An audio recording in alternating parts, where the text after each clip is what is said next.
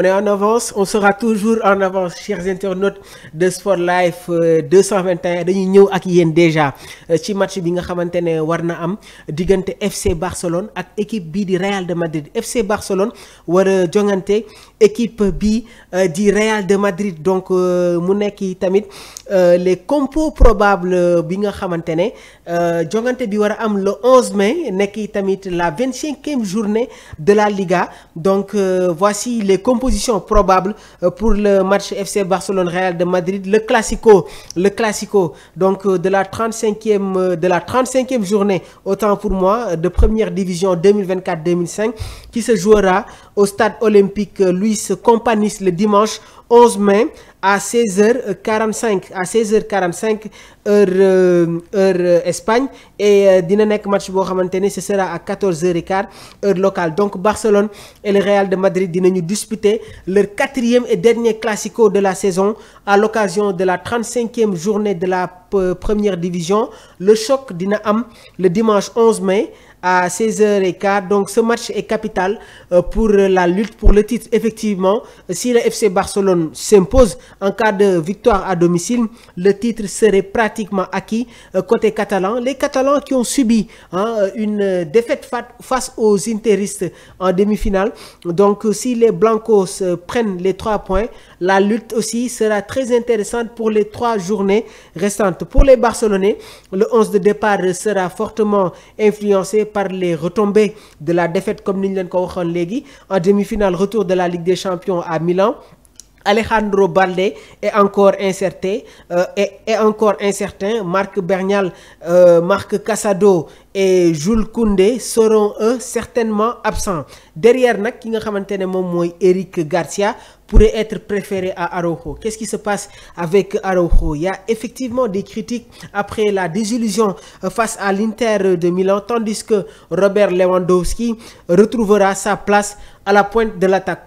Du côté du Real de Madrid, le bilan médical est assez lourd et surtout axé sur la défense, comme ni ngeen ko xamee Dani Carvajal, Eder Militao, Alaba, Rudiger, Mendy et Camavinga sont tous forfaits pour ce match. Donc gis ngeen cascade de blessures yi nga xamante ne am na côté madrilène. Arda Güler remplacera Rodrigo, ce qui constituera le principal changement dans le 11. Donc dañuy ñëw sur les compos probables.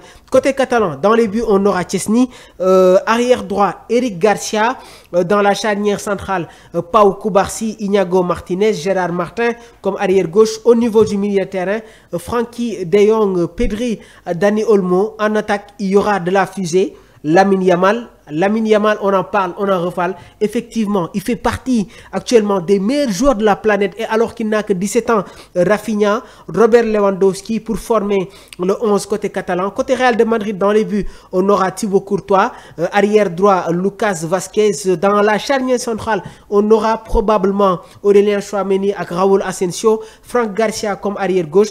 Au niveau du milieu de terrain, Federico Valverde, Dani Ceballos, Jude Bellingham. En attaque, Kylian Mbappé, Arda Güler ak Vinicius Junior. Mu nekk tamit les 11 yi nga xamante ne les compositions probables entre le FC Barcelone ak le Real de Madrid. Match bi nga xamante ne war na am ce dimanche au stade olympique Luis Companys.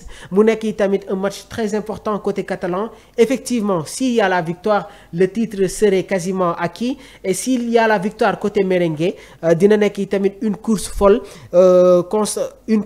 pour les 3 dernières journées de cette Ligue des Champions. Donc ñu ngi leen di jaajëfal les 3 dernières journées de la Liga, autant pour moi, parce que y a la sensation actuellement au niveau de cette Ligue des Champions après la défaite, l'élimination du FC Barcelone. Le Paris Saint-Germain qui se qualifie en finale war ko jouer ak équipe bi di Inter à Munich.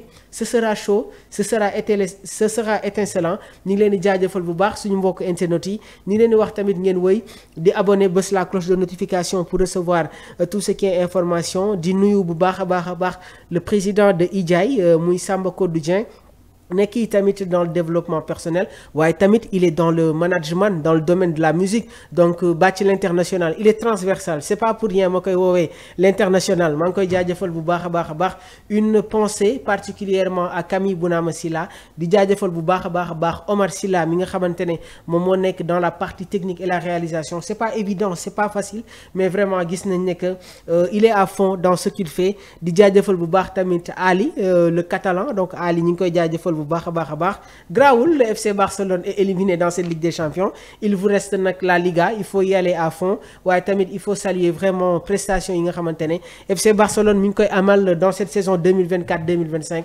jërë ngeen jëf